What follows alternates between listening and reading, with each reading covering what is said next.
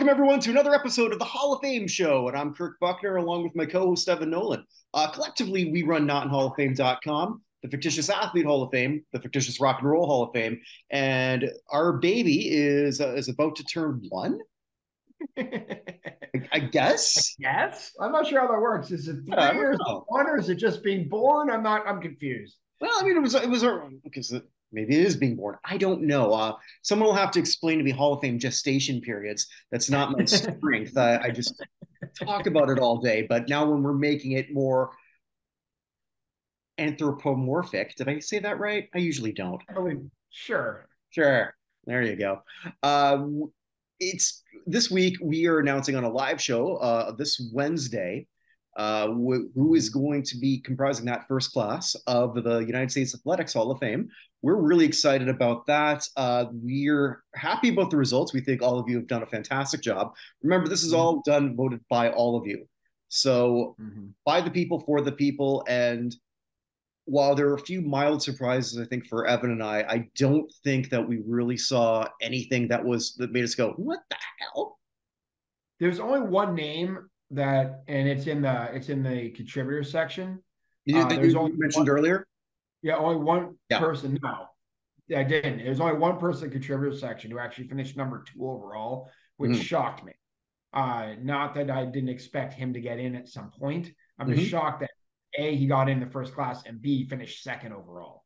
Yeah. Um, but other than that, like the 25 athletes you guys came up with are fantastic. Mhm. We had ties for 5th place for both coach and contributor. So we've made the executive decision, and when I say we made the executive decision, it's currently 9:38 p.m. We made this at 9:36 p.m. Transparent we are, aren't we?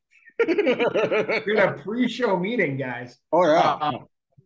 But we made that decision to just have them all 6 of them. So the names, people who are tied are incredibly worthy. Why try and put our input into the will of the people? Particularly since on the contributor side, there's a big gap between that tie for 5th and then the next in 7th place.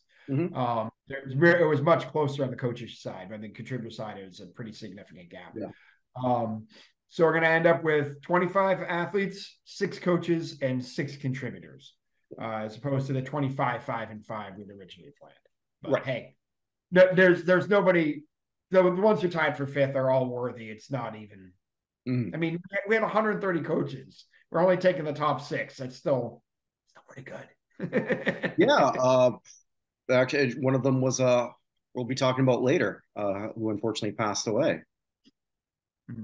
Yeah. But yeah, so thank you for all who participated, and look for this to sort of grow in the future. And it's definitely a work in progress. I think I'm gonna wear my USA hockey jersey because I think that's the most appropriate thing to wear. Because I'm not wearing a suit for this. Just want to point that out. Should I just wear my U.S. soccer jacket? We could do. Yeah, there you go. That'll work. I wear my U.S. soccer jacket. I mean, I did all those videos in a tie, so I should probably at least wear some sort of tie. But I will I'll not wear the be. U.S. jacket over top of it. That's fine. Yes. I mean, there's a reason they call it the Canadian tuxedo. I don't actually have a jean jacket. Mm. I did, but didn't we Are all? you really even Canadian? Do you even have a Robin Sparkles album? I do not have a Robin Sparkle album, but I do have that That, great that, story that was about a deep Alanis. cut from who's that was Yes. a deep cut from How I Met Your Mother. But Yes. anyway, continue. I think a lot of people might actually get that. So we're going to start off with looking at 3 significant retirements. One is a Hall of Fame lock. One PED'd themselves from probably even getting off the first ballot, and one I don't think is even going to be in Hall of Fame consideration, but had a really nice career that I want to talk about. Uh, we're opening up with he's finally called it a career, and it was kind of getting sad. No disrespect, because his last 2 years were not very good. But let's celebrate when he was good. Joe Thornton, who did a hell of a lot, everything but win the Stanley Cup. Though Yep. he was close, he did take the Sharks to a Stanley Cup final in 2016. 4-time All Star, 2 times. What was it? 1 time first team All Star, twice a second team All Star, winner of the Art Ross and Hart in the year he got traded from Boston to San Jose. Don't even get me started on that one. I will not. But where he made history was becoming the first player to win the Art Ross by splitting his service between two teams. Thornton was chasing that elusive cup. He tried to do that late with Toronto and then with Florida, two very good teams. But by that point, he just didn't have anything left, unfortunately. Uh, but now he should be a first ballot Hall of Famer in 2025 because that's when he's eligible because he didn't play last year. Mm-hmm. Right. So Thornton, first of all, that trade for Thornton, by the way, was Joe Thornton to San Jose for Wayne Primo, Brad Stewart, and Marco Sturm. Sturm was a B- forward in the league, and Brad Stewart and Wayne Primo also played in the league. All the hockey players that existed, they were among them. They were among them. Mm-hmm. It was one of the worst trades in the history of the Bruins. Of course, the Bruins did win the Stanley Cup during that time period, with a mere 5 years after that trade. But I just, it was tough to take at the time. Number one pick overall in 1997, the year I graduated from high school, born the same year as me. Actually, not only the last NHL player to ever play against Wayne Gretzky in the league, but also that would make sense. But also the last athlete who is active in North American sports leagues to play in the 1990s. So there's a list that was going for a while. The last football player was Adam Vinatieri. And then we had a few hockey players, including his former San Jose teammate, Patrick Marleau. And technically, two of them are still playing because Jaromir Jagr is never going to retire and is playing over in the Czech Republic. And Bartolo Colon is still pitching in Venezuela, from what I understand. So those two are technically not retired. Colon was the last player from baseball playing from the 90s. But I would say the last one in the major sports leagues from the 1990s, Joe Thornton, Jumbo Joe. So who's the last guy in basketball? Vince Carter. Well, of course, yeah. I used to, it's actually upstairs. I have a Post-it note where I was crossing people off as they went. Len Dawson was on that list. I got down when there were like 15 people left. Len Dawson? Not Len Dawson, the kicker, Dawson. Oh, Phil. Isn't it Phil? Phil Dawson. Wrong. I was going to say, like, not Len Dawson. I apologize. Good. Like, shit. I could have sworn it was Elvis Gerbach, but I guess not in the 90s. Yeah, I'm sorry. That was Phil Dawson. I either haven't been drinking enough or not haven't been drinking enough. So, I haven't drank today, which is a record for today. So I think Joe also too. He just grew up probably one of the best hockey beards. Period. Oh yeah. First ballot Hall of Fame player, first ballot Hall of Fame beard. Yeah, absolutely. So congrats on wrapping up a wonderful career. I'm not going to hold it too much against him. I was thinking about that too. Like, so how many people actually get to leave on their own terms? Like when you're really good, even first ballot Hall of Famers, especially in football, doesn't happen. Yeah. Should we go to the other hockey player? Yeah, I think so. So this also happened today as we're recording. I think it was today. Paul Stastny, the son of Peter Stastny, a hockey Hall of Famer.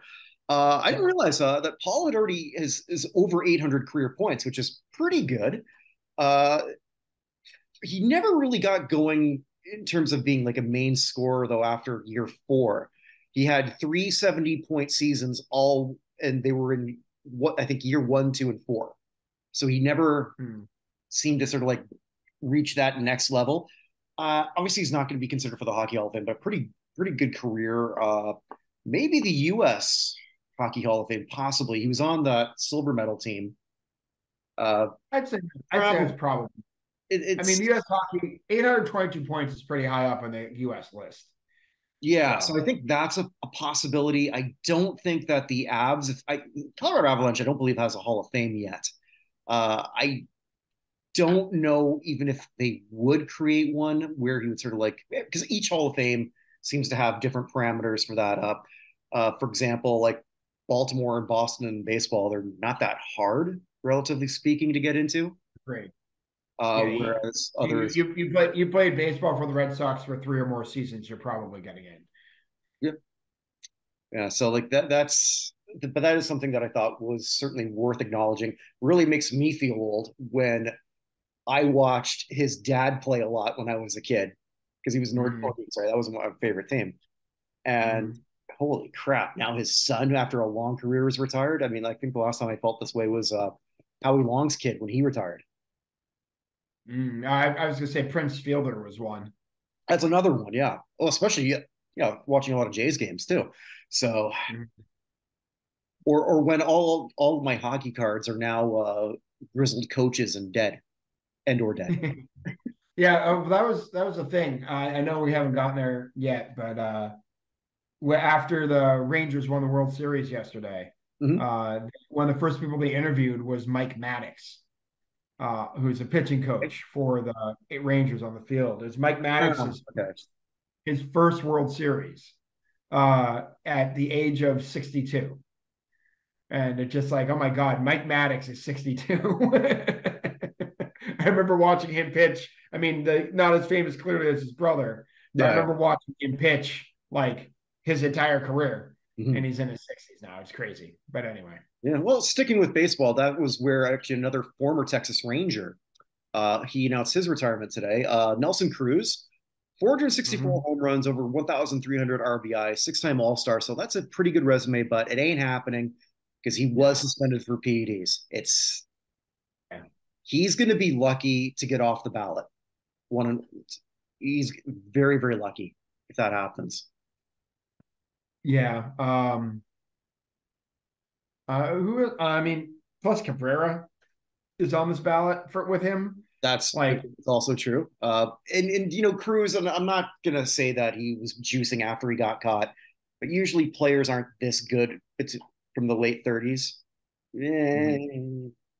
But Yeah.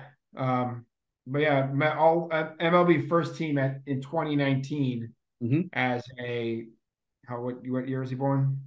Well, I guess it Born would have been like 19. it would have So been he was DH. he was 39 years old. He was first team all Major League Baseball.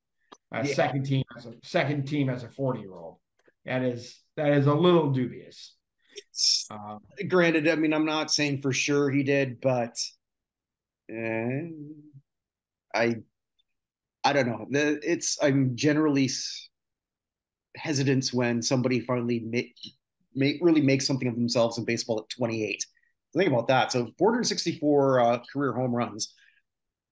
I don't think I don't know this for sure, but imagine the chasm between what he belted in his 30s and what he belted in his 20s has got to mhm. be higher than almost anyone else over 400 home runs. I don't know that for sure, but That's probably true. Interestingly, though, he also won in 2021 the Roberto Clemente. So, and in 2020 won the Marvin Miller Man of the Year award. So it's interesting. Sort of had an end of career renaissance, maybe personally as well. So, mm-hmm. but yeah, a very good career. Obviously tainted by PEDs. Mm-hmm. Probably never getting in. Career 274 hitter, just over 2,000 hits, 464 homers, 1,325 RBI. ALCS MVP back in 2011 when the Rangers were last in the World Series. Mm-hmm. But yeah, I don't think we're gonna ever see him there. Rangers Hall of Famer, possibly. But certainly a Ranger Hall of Famer. Yeah. Seattle's got one too, because he had four pretty good years in Seattle. So Mm-hmm. like that's those are certainly possibilities for Cruz. Certainly not a jersey retirement or anything like that, but it'll be interesting to see what he does on that ballot. You're right. Obviously, Cabrera is taking one vote away, or one vote for sure. If anyone's sort of like doing 10, Right. not much is a lock. There's a couple other big names that could be done too. So we'll see. Yeah. I mean, how much longer is Verlander pitching? He's still good. That he's still good. I mean, yeah, but there are other people like that who have been around a while. We'll see. But yeah, the great career, tainted by PEDs, made a bunch of money. enjoyed himself. He retired at 43. I mean, good for him, I There guess. you go. Best of luck to all three of you in your post-playing career. Make it a good one. I think because we didn't record last week, we didn't have that much to go through. So, and we've been focusing on our US haul. So we've got quite a few people who we've lost, some really big names. And I'm just going to let you get Yeah. right to it. Yeah. So again, as usual, we start with the Beige Mistress.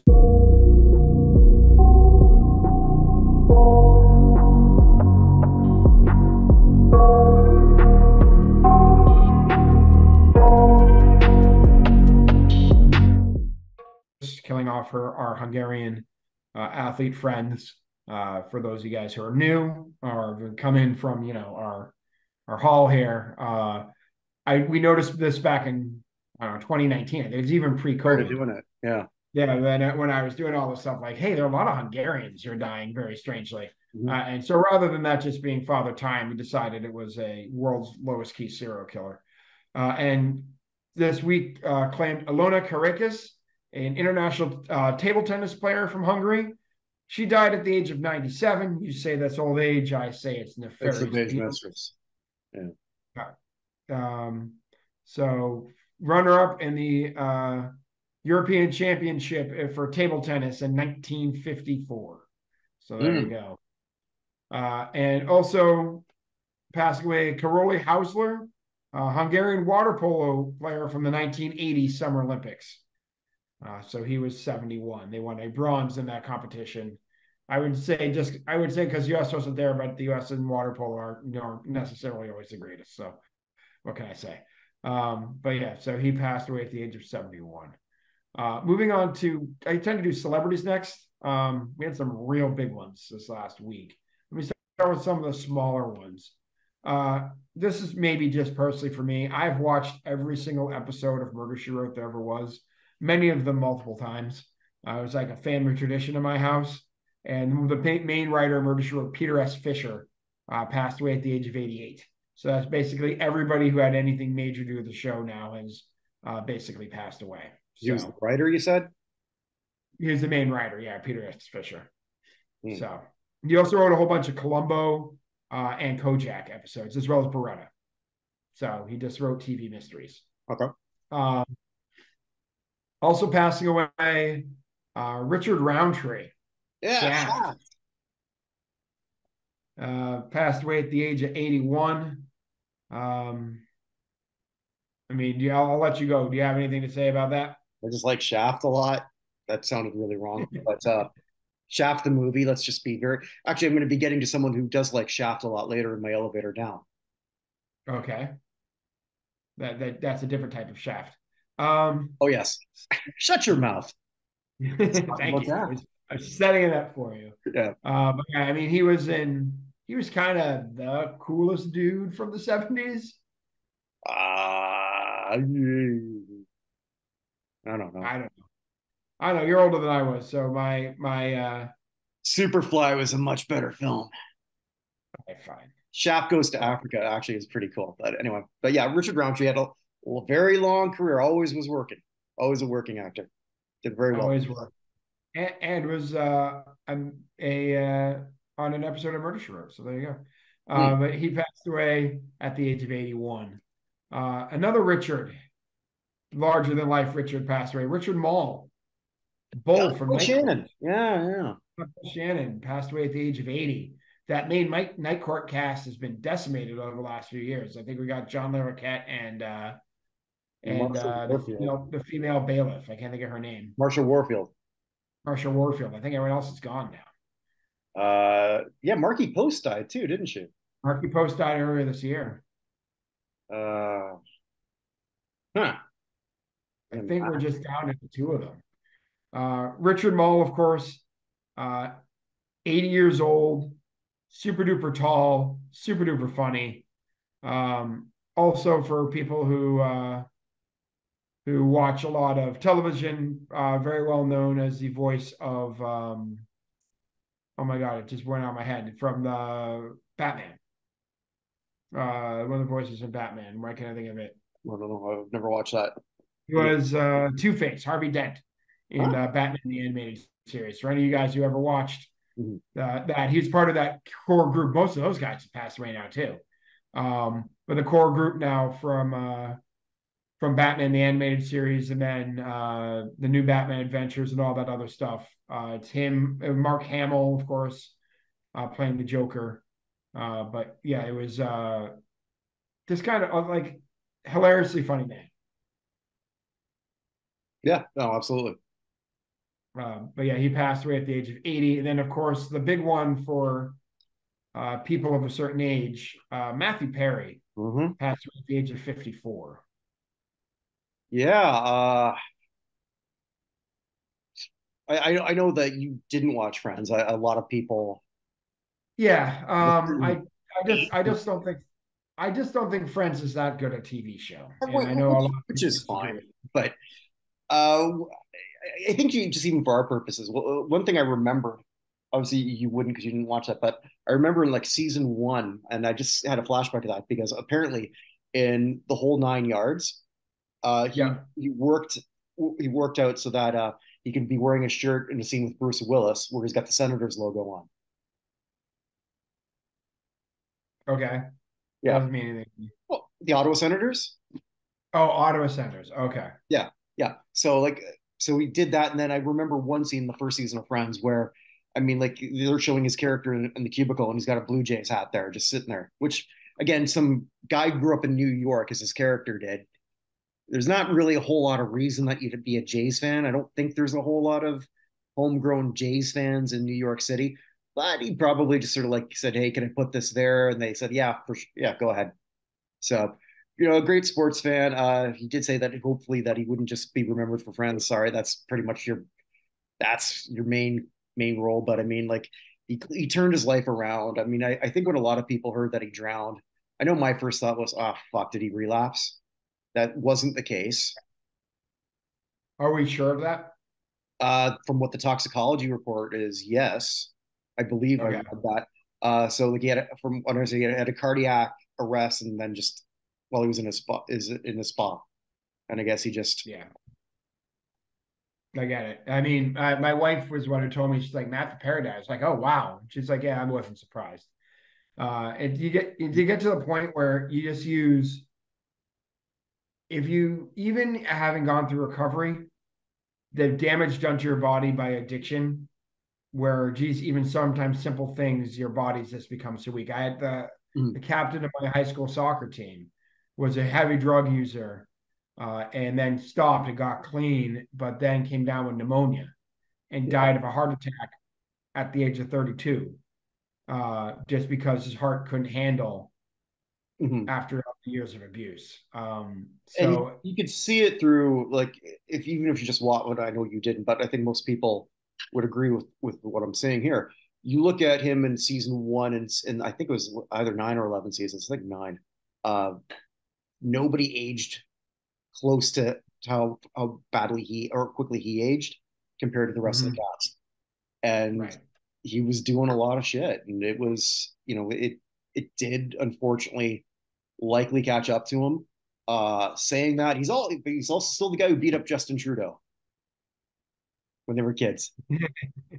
Fair enough. I knew you'd like him for that. I love him for that.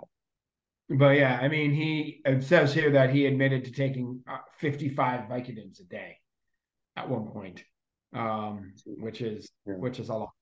yeah. I watched Mr. Sunshine when that came out, which I just saw was 12 years ago, which is insane to me. Mhm. It only lasted 9 episodes, but yeah, I'm not surprised he's the first of the friends to go, but the fact that one of them's gone already is a little bit of a kick in the butt for our mortality. So Yeah, and actually, I think the people who played his parents are still alive. not surprising. It was a Kathleen Turner and Morgan Fairchild. Yep, they're both still there. Yeah, So, but yeah, but it's anyway, yeah, 54 is too young. well, not funny thing. And it's sort of an eerie sort of thing. We were on the other show that we do with Andrea and Brad. Andrea had picked "I'll Be There for You" by the Rembrandts, and then 4 days later. Hmm. So, but anyway, No one told you life was going to be this way. That's it. Just by the way, complete aside. This is actually Rob Paravonian pointing this out. That song was written to be to a sitcom, and then it became popular, and they had to write more lyrics to the song because the first line of the song is "No one told you life was going to be this way," and then later they say, "Your mother told you there'd be days like these." You completely forgot the first line of your own song. Well, I mean, no one said that they. Oh, okay, they just phoned it in. Screw it. Yeah, All yeah, right, they're probably. I mean, gonna make yeah, money with the song that you didn't want to do in the first place. So you might as well just here, give us two more stanzas. Mm. yeah. So anyway, all right. So moving off of celebrities, I guess the other folks that we would have something to do with. I will say probably one of the world's most famous skating coaches passed away. She's not going to be on any of our stuff, but Jutta Mueller, best known as Katharina Witt's skating coach, among others. She was the head of basically German skating for a long period of time, passed away at the age of 94. There are a whole bunch of other folks, but she was basically she was German skating, particularly East German skating, but she was the person behind all of it. So with Witt being her prize pupil. So it was a bad week for middle relievers from the 70s and 80s. Starting with Pete Ladd, pitcher for the Astros, Brewers, and Mariners from 79 to 86. He passed away at the age of 67. Rob Gardner, who pitched for the Mets, Cubs, Indians, Yankees, Athletics, and Brewers from 65 to 73. He passed away at the age of 78. And Tom Walker, who pitched for the Expos, Tigers, Cardinals, Expos again, and Angels from 72 to 77, passed away at the age of 74. The biggest name we lost from baseball this week, without a doubt, was Frank Howard. Yeah. One of the last remaining great sluggers, like sluggers of the old days. He passed away at the age of 87. 382 homers, 273 batting average. Played with the Dodgers, Senators / Texas Rangers on the team when they moved. Detroit Tigers, and one season with the Telheo Club Lions in Japan to end his Oh, career. okay. I missed that. Yeah. So, anything to say about Frank Howard? No, no, just I mean, I agree with your assessment of him, just like a towering figure. Yeah, But he also looked like the world's tallest librarian. I agree with that. Yeah, but yeah, a very feared hitter. I never won the MVP. I think if I remember correctly, I think he finished in the top 10 like 4 or 5 times for that. That I Didn't win don't the have in world. front of Like, he got stuck with those shitty Senator teams, but Yeah. he did win a World Series when he was with the Dodgers, which Yeah, yeah, 63 with the Dodgers. I forgot all about that when I was sort of like writing the quick obit, for the site. I forgot completely that Yeah. he was even on that team.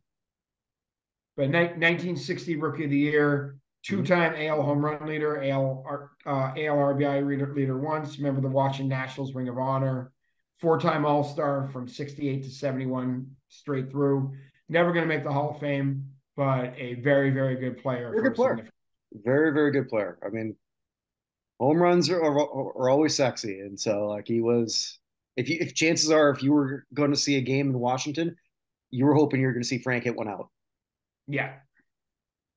Yeah. So anyway, so yeah, he passed away at the age of 87.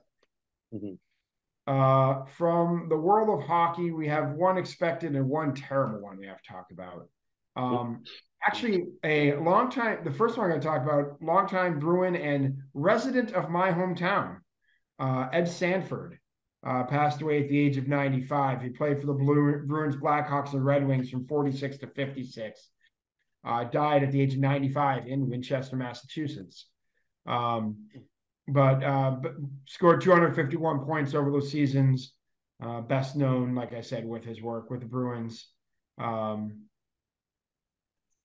he retroactively won the Conn Smythe Trophy in 19 1953 when because they didn't come up with the Conn Smythe until 65.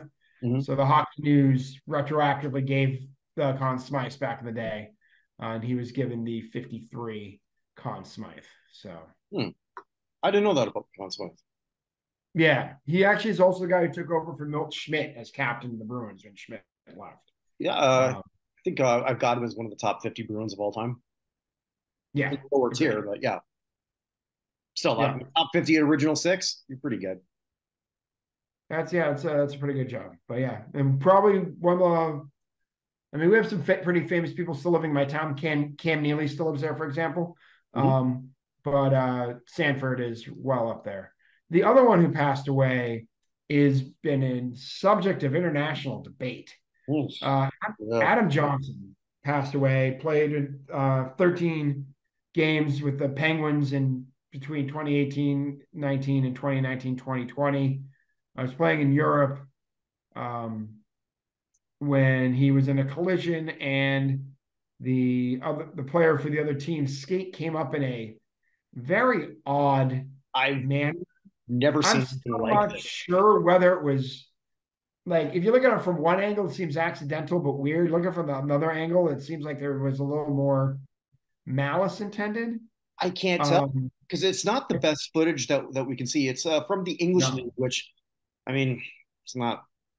It's a pretty lower tier league, but the guy who did it, Pargrave, I forget his first name, yeah, uh, was also the most penalized person in the league by yeah, Matt Petgrave. oh Petgrave, sorry. Uh, Jesus, I don't know how you get your leg up like that. It doesn't make any sense to me. And you're It does trying to not make any watch that sense. over and over. Like, what are you trying to do? You can't even tell if he was even hip checked or not. But it Yeah, doesn't. The laws of physics don't seem to sort of like. I don't know. yeah. It's either way. It's a massive tragedy. Like the first time you hear about that, and I think a lot of us, I don't know if you were old enough to remember that when that happened to Clint Malarchuk. Malarchuk's the first name that comes to mind. Okay, yeah, I mean, okay, I wasn't old enough to know when it happened, but I've seen the okay, Clint all Malarchuk right, stuff yeah. since then. And the thing is, too, the one with Clint looked way worse than what happened to Johnson because right after you see Johnson actually skate away, but just with everything sort of gushing, like Malarchuk was, if I remember right, was just sort of like down right away and just, Yeah. yeah, it's I'm surprised this has never happened in pairs figure skating actually. Oh, I know. I've thought about that before with all those spins, the crazy spins they're doing. Like, I can't believe no one's ever had their neck broken or gotten a skate to the throat. So, Or anything really. yeah, But yeah, yeah. that's really tragic. I don't know if they did this everywhere, but I went to the Jets game on Monday, and so like they did the moment of silence for him. I'm sure they did that across the league. Yeah, I know that they did a couple places. I know the Penguins certainly did. Yeah. Um, yeah, it was no what to say, but I hope that never happens again. I don't know how they fix it, but I hope it never happens again. So, I don't I know. mean, in the history of hockey, this is the first one I've ever heard of. Malarchuk, we have to go back, what, 40 years at this point to get to Malarchuk? More than that, right? I don't think it's more than that, but either way, it's a long, long time ago. Long time. So we're finally in that place again, but this time somebody passed away. But it was a Um, goalie, right? So you're more low to the ground, and that true. can happen when he was standing upright when this happened. Yeah. That is, I don't even know what to say, other than I gotta wonder.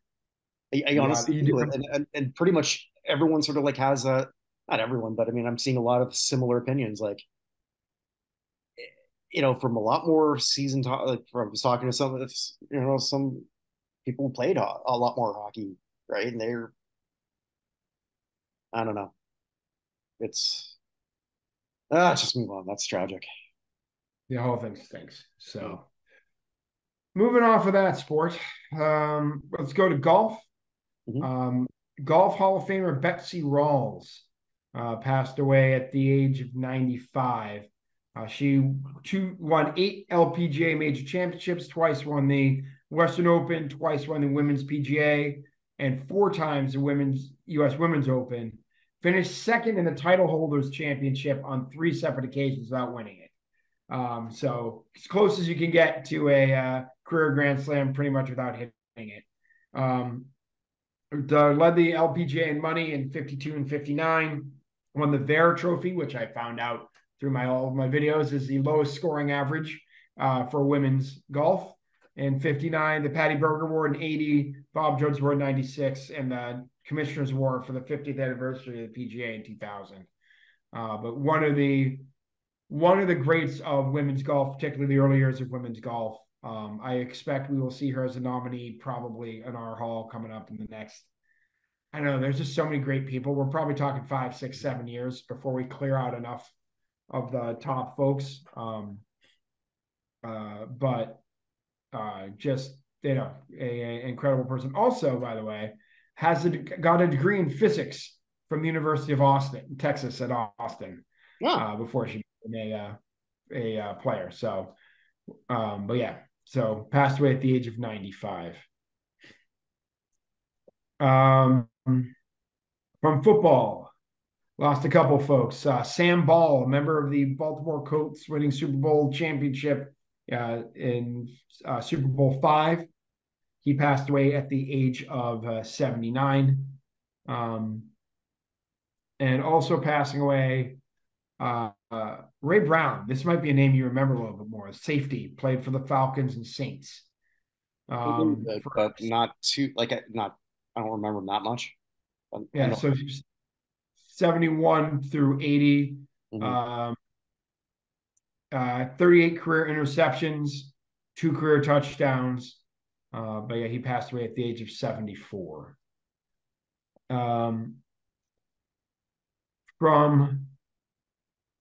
Let's do basketball next.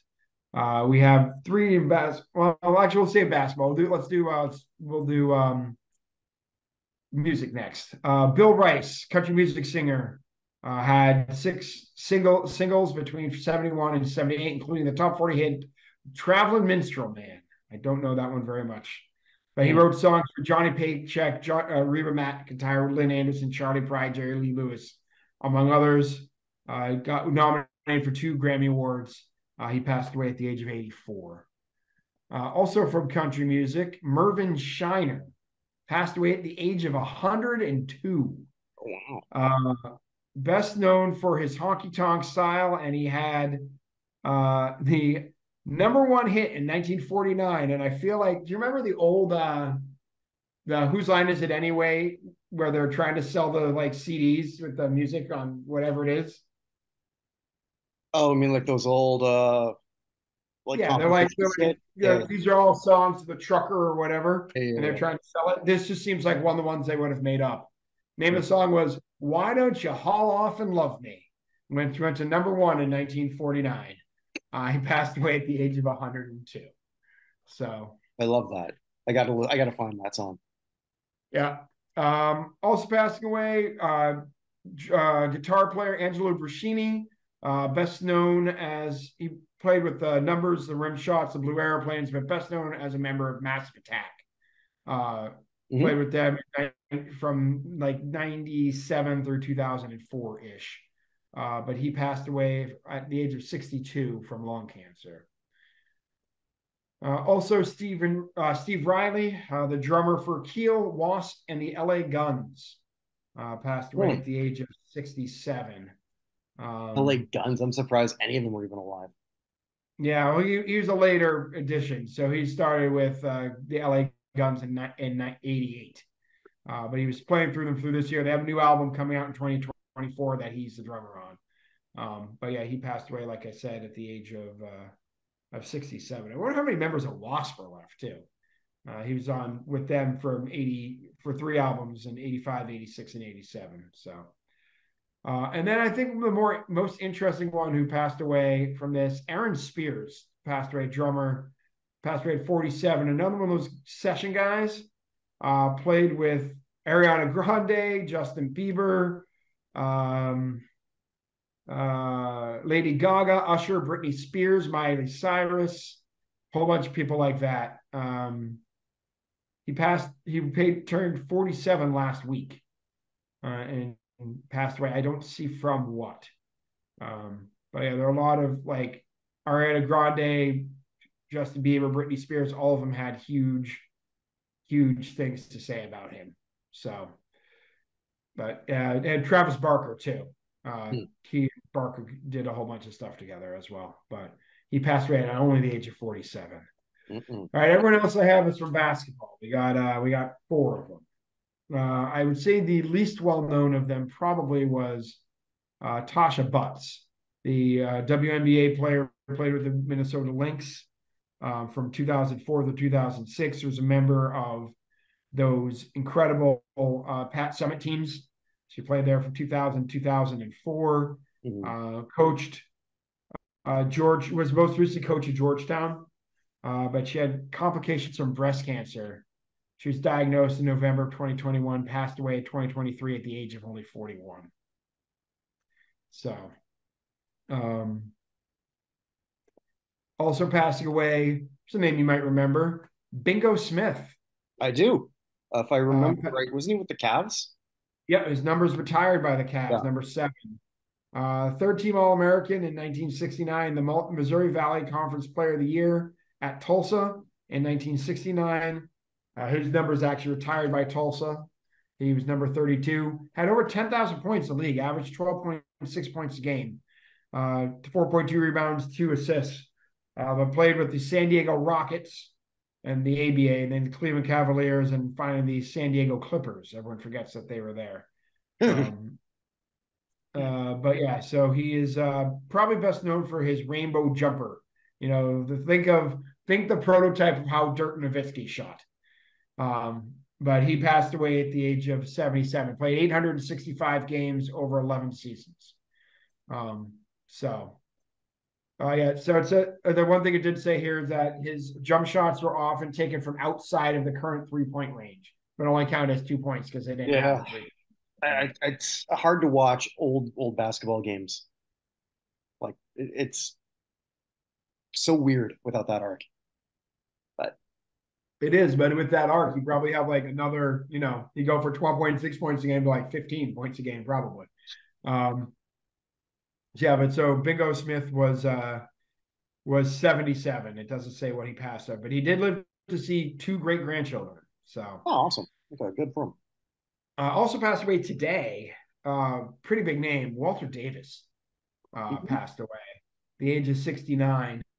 Went to University of North Carolina, 73 to 77. Was the first 5th overall pick in 1977 by the Phoenix Suns. 6-time NBA All-Star, 2-time NBA second team, the 78 Rookie of the Year. His number 6 is retired by the Phoenix Suns. Just short of 20,000 points, 19,500 points.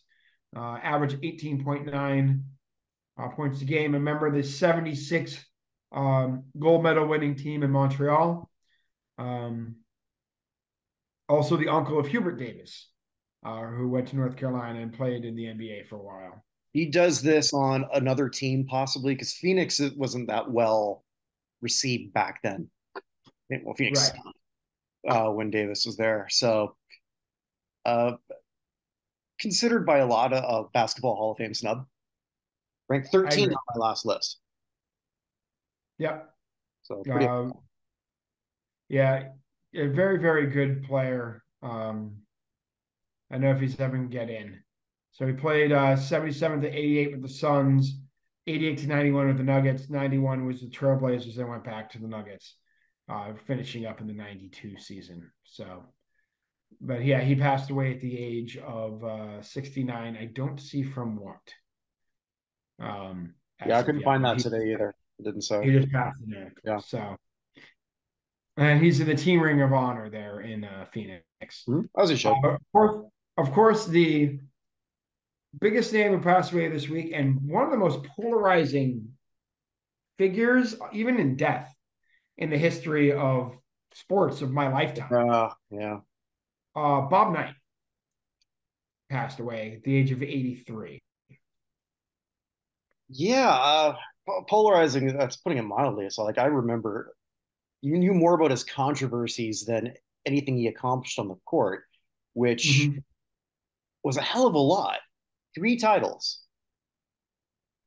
The last undefeated team to win a title. Yep, 70 in 76. Also, he's got a gold medal too, because he coached the 1984 team in Los Angeles. Uh, Yep. I didn't know this until I read this today that he first became a head coach at 24. Mhm. Was doing that for Army.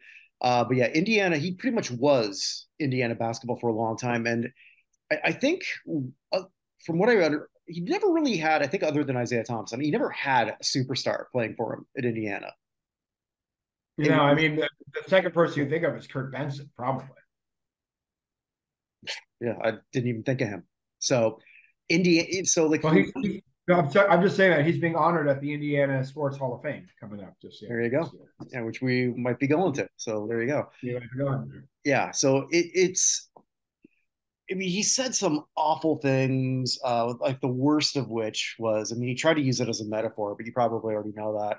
I don't want to speak so ill of him and dead, but you always have to sort of like paint the whole picture of it. I mean, he once did a metaphor. I think it was an interview with Connie Chung. I don't know, where he said like, if things are, he was trying to say like if things are inevitable, you just sort of like have to just sit back and just deal with it. And he used the rape analogy. You're being raped, well, you might as well just sit back, lie back, and enjoy it. Yeah, He didn't quite mean it that way from the sentence that sort of came after, but tactless wonder. They when they finally did get rid of him in Indiana, he was on a zero tolerance policy, and Indiana wasn't the same club anymore. So what they eventually did sort of sack him for was pretty minor comparatively speaking. I know. But he got a lot of results.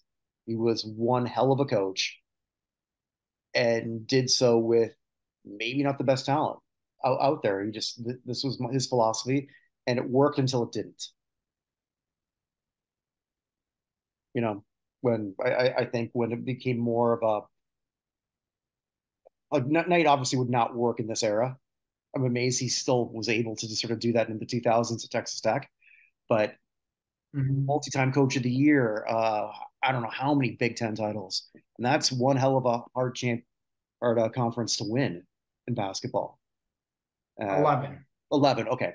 So 11 regular season titles, five Final Four appearances, three titles. Mhm.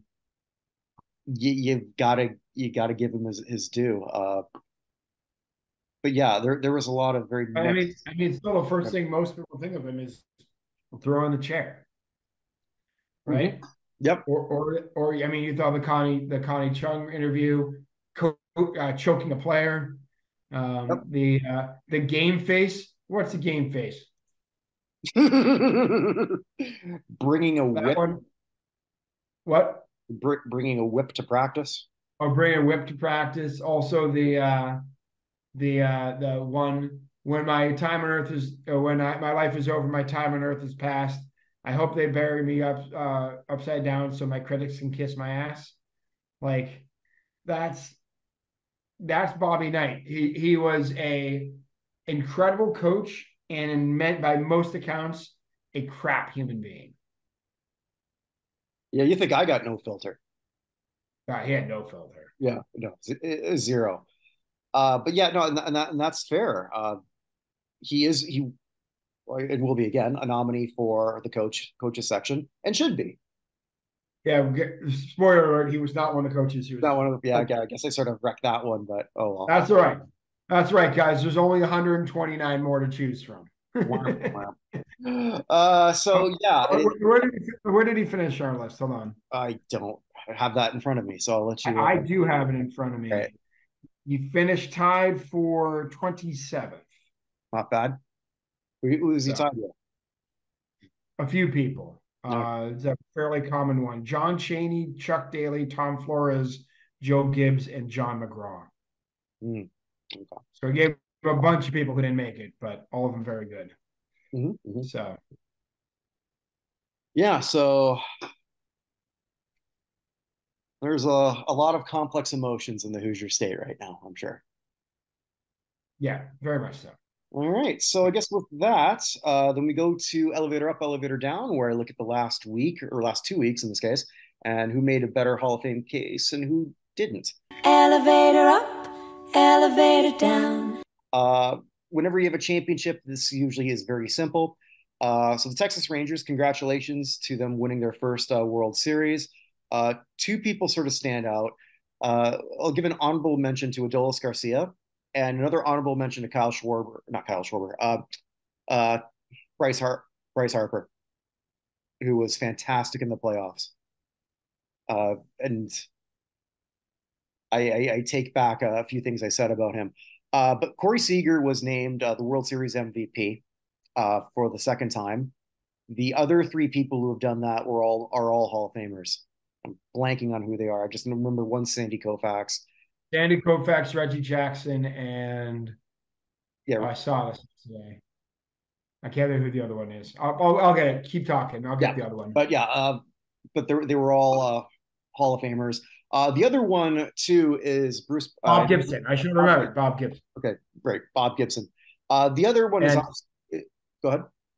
I was going to say Reggie Jackson and Corey Seager are the only position players and also the only ones to win with two separate teams. Koufax was always with the Dodgers, Gibson with the Cardinals. Jackson won once with the A's, once with the Yankees. Seager once with the Dodgers and once with the Rangers. So sorry, continue. No, it's okay. Seager's still got a lot more work to do. Doesn't even qualify yet because he hasn't met the 10 years, but this is a huge thing for him. We'll see what that does for him down the road. The other one, obviously, is the manager, Bruce. I never pronounce his name right. Bochy. Bochy's. Yeah, Bochy. So he's now joined another elite group, 4 World Series rings, because he was the one who helmed the Giants to their 2010, 2012, 2014. 4 World Series rings. And he did that on a team. Texas was a very interesting team. I mean, they ran out of the gate fast, then almost fell out of the playoffs, limped into it, giving up their division lead, dropped to a wild card, lost the hired gun early in the year, but through a lot of great dealing, he made it all work. No manager with 4 World Series is not getting into the Baseball Hall of Fame. That's just not going to happen. And with Dusty Baker retiring, he is now going to be number one in active coaching wins. Here's the favorite question for you. Sure. Can you name? There are 1, 2, 3, 4, 5, 6 managers, if I'm reading this correctly, who have at least 4 World Series titles. One is Bochy. Can you name the others? Durocher? Leo Durocher is one. Okay. Sorry, it's the French in me. Yeah, I got it. Yeah. Stengel. Casey Stengel's got 7. Does Connie Mack have? No, he only has Connie Mack has 5. He's 5? Okay. Oh, that's right. They went back to back. I'm sorry, no, you said Durocher. Durocher's not. I'm sorry, I misread my list. All right, so Stengel's got 7. Connie Mack has 5. Yeah. Bochy has 4. I should be able to do this. Think much more recently. Much more recent. Yeah, in the Hall of Fame, still alive. It's not Bobby Cox. It's not Tony La Russa. The other one who's inducted with Bobby Cox. Oh, Joe Torre. That's right, with the Yankees. Joe Torre. Yeah, Joe Torre with the Yankees. Who was with the Yankees in the 60s? We got 2 left. So both of them are very dead. They're very dead. Okay. And one has a 615 winning percentage, and one has a 486 winning percentage. Walter Alston didn't do it. I do not believe so. No. What the Yankee? Why can't I even remember any of these? I don't remember. I'm sorry. I take it back. Walter Alston did do it. I can't even remember. He has 4. Oh. So, okay. Yeah. So you said, so you have Stengel, Alston, Torre, Bochy, and Connie Mack, right? Yeah. All right. So who am I missing? So there's one to go. 7 World Series, 615 winning percentage. Gotta be Yankee, but I'm blanking on it. I can see his face, but I can't. I don't remember. Joe McCarthy. I was not. That wasn't who I was thinking. Okay, never Back mind. in the day. But yeah, so Okay. Boschi's got over 2,000 wins and 4 World Series. He's going to be there. I So think so. Yeah. Dusty's getting it too, by the way. Dusty's 7th in the all-time wins list. Oh yeah. Any should. He should. If Dusty went one more season, he passed Sparky Anderson for 6. Too. He's what? Not even he'd have to have seasons. He's 11 wins behind Sparky Anderson. So And Sparky had 3. yeah, Sparky has 3. Hmm. So anyway. Well, elevator. And by the way, Hmm? sorry, that wasn't the trivia question I was going to ask. By the way, I'll ask you the other one later. So, All right. who was the last elevator? I interrupted you. Oh, it's an elevator down, and I don't really want to talk about it, but you kind of have to. Speaking of Shaft, it's Dwight Howard. Oh boy. Okay, Dwight has not had a very good last 2 weeks. I think I speak for a lot of people when nobody gives a shit whether he's gay or bi or whatever. Anyone really care? There's been rumors about him for years. Now it's not a rumor. It's pretty much fact based on what's sort of been leaked. So, and Dwight isn't denying it at this point, like he has in the past. Dwight's got some interesting kinks, let's just say. He likes feminine looking men. Okay, whatever. But the when all this sort of came up, most people are sort of like cracking jokes a bit. I did too a bit. It's an interesting visual. I can't picture the 6'11", 300-pound guy who like, but whatever. Yeah. What's sort of not getting enough play is why this came out is because he's being sued for sexual assault. Oh, that I didn't realize. Yeah, that's why. Oh, you did. Okay, see, that's why this came out. Or see, so this what happened in 2021 in Atlanta. I guess when he was no, I don't know he's got a home there.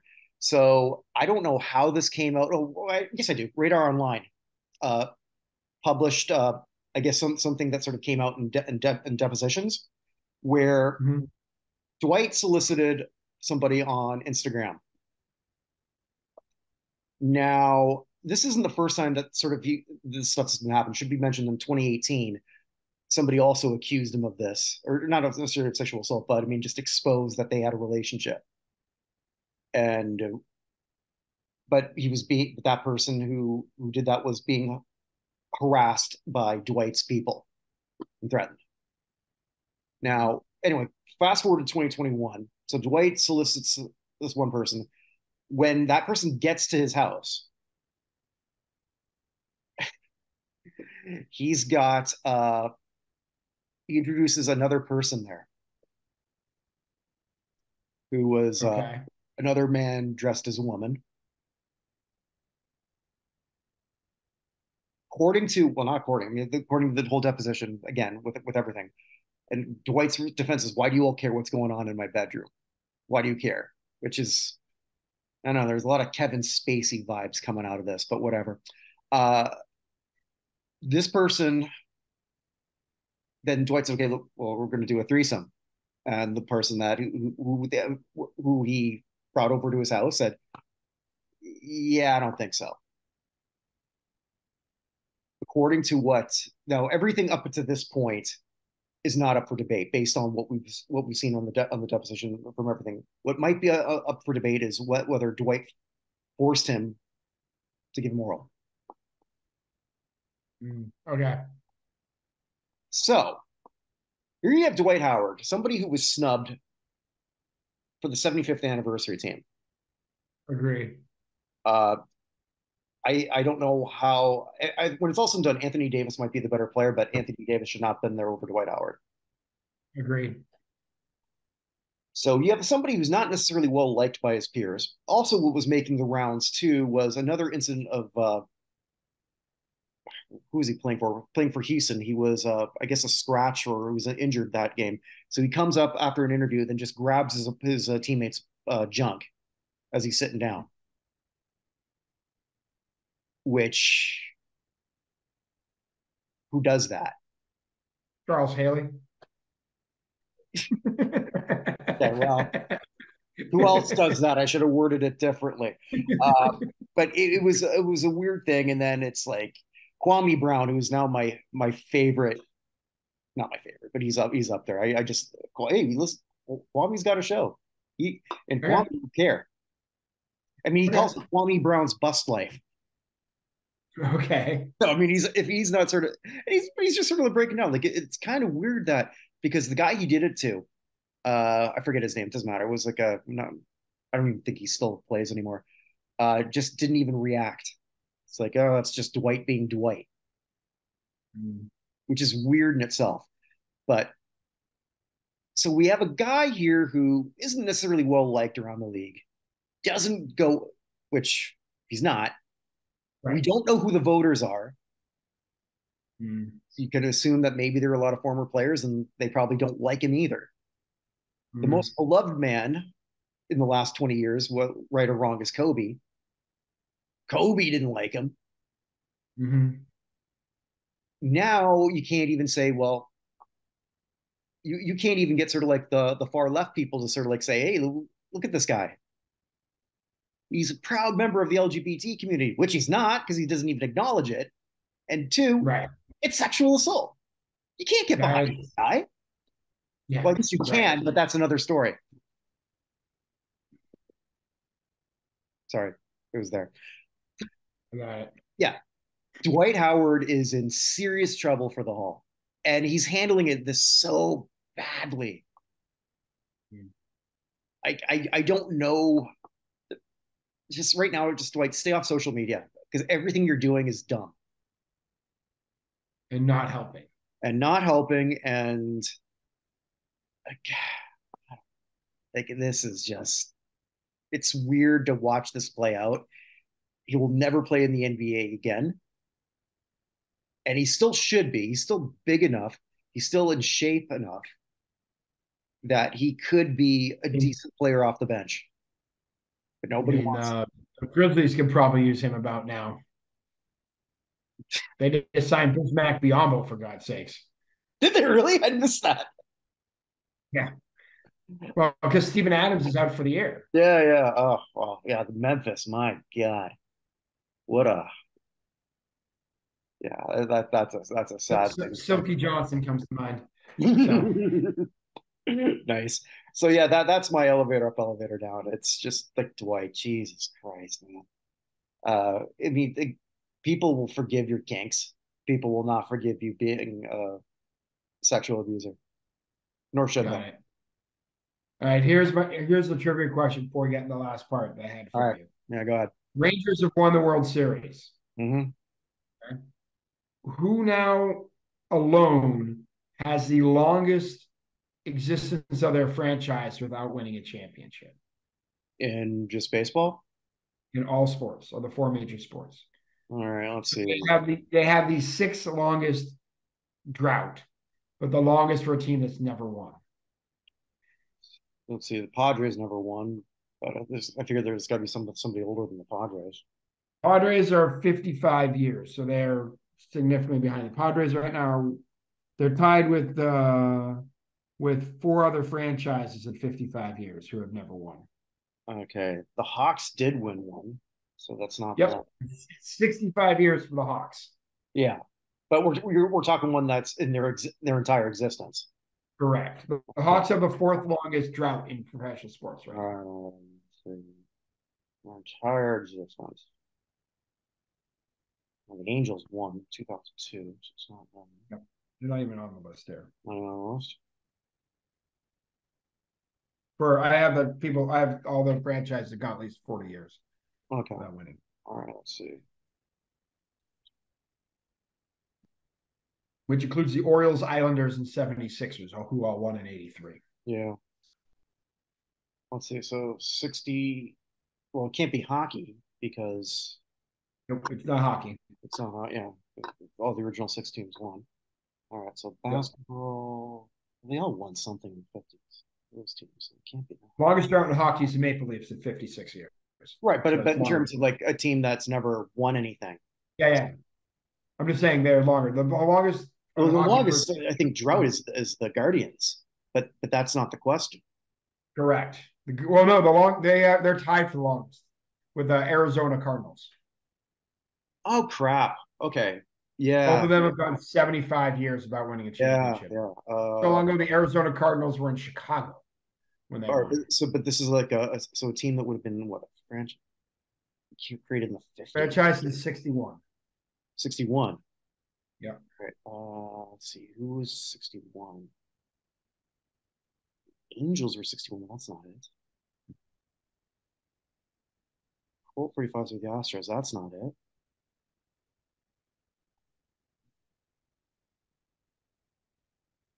Second incarnation of Washington. No, that can't be it either because that's Texas. So that's not it either.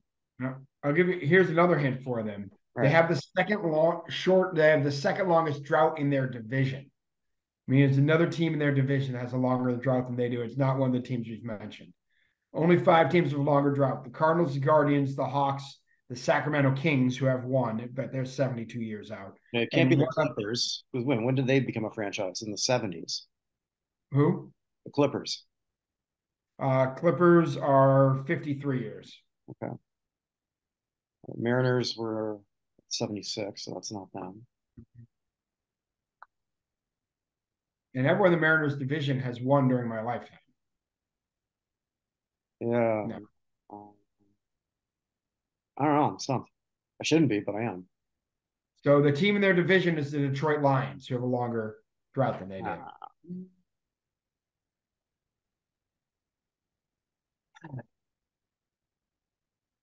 Minnesota. Yeah. Minnesota Vikings have 62 years. They're the longest existing franchise without a championship now. Well, is that technically true? Because they did win the last NFL championship.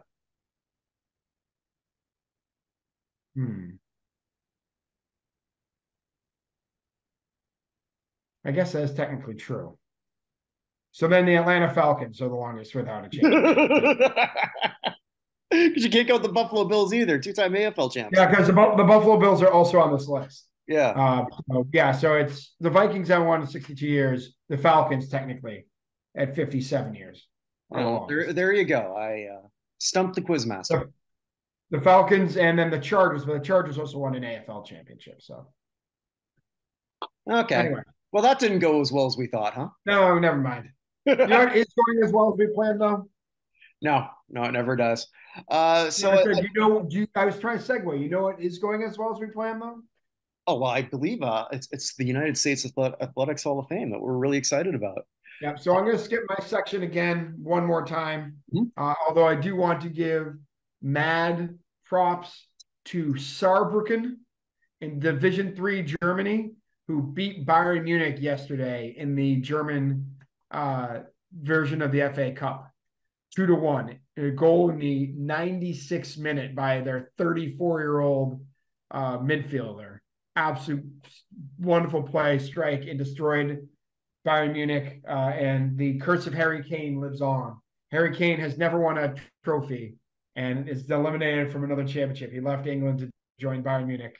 You know, I think that should be sort of like the only successful Kane. I mean, we got Patrick Kane. He's done very well.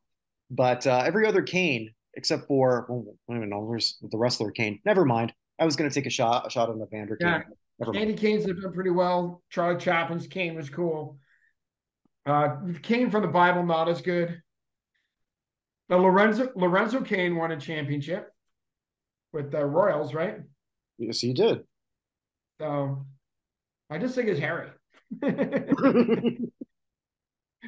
Anyway, all right. So so that was the one thing I want to say. But our Hall of Fame, like I said, we have making the announcement live on Wednesday of next week at 7 Central. 7 Eastern. 7 Eastern. So 6 Central. Yeah. Where we both live. We both live Central. So it'll be 6 o'clock on Wednesday. It'll be you and me. Is there anyone else joining us? There'll be a few people. We're still sort of like sorting that out. But us, obviously, for sure. We're right now the only two. Well, I guess Ted knows, our webmaster knows the results of everything. Right. But yeah, we're going to be doing our countdown for that.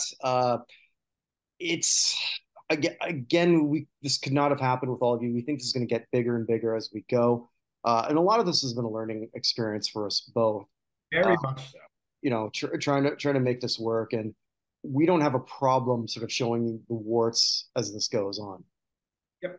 You know, And what we're going to do when he says countdown over the next few days, we're going to release counting down. He's going to count down from 130 on the mhm. athlete side to 50. I'm going to count down from 130 on the coach's side to 50. And if I can manage to do it, I'll count down from 100 to 50 on the contributor side as well over the next week or so. So you'll have an idea who the top 50 were in each.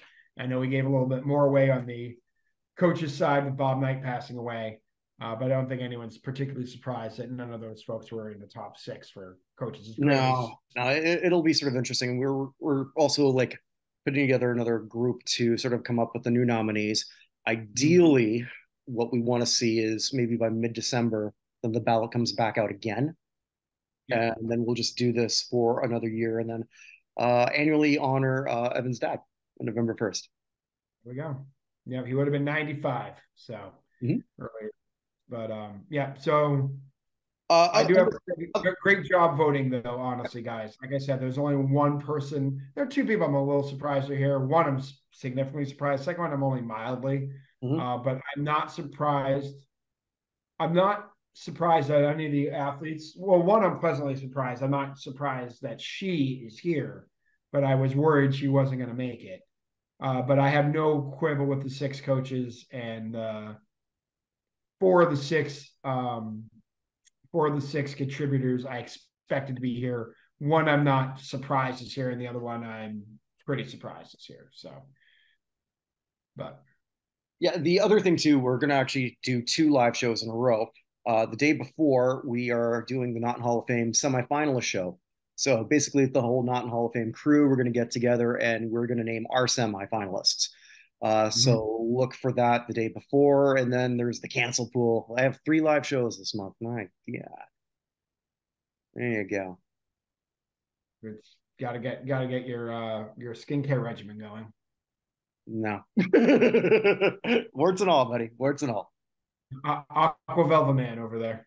Yeah, I don't even shave for this one, so I shave. It's just great shit coming out here, but oh well, such is life. There'll be a lot of other more shows coming up out in the Buchner verse. Look for all of that love. We've got so much more stuff coming. My God, the plate be full. Let's just say. Yeah, there's a lot going on. Absolutely. All right. So with that, wherever you are, wherever you may be, stay safe. Make it a great day because it ain't coming again. See ya. Take care, guys.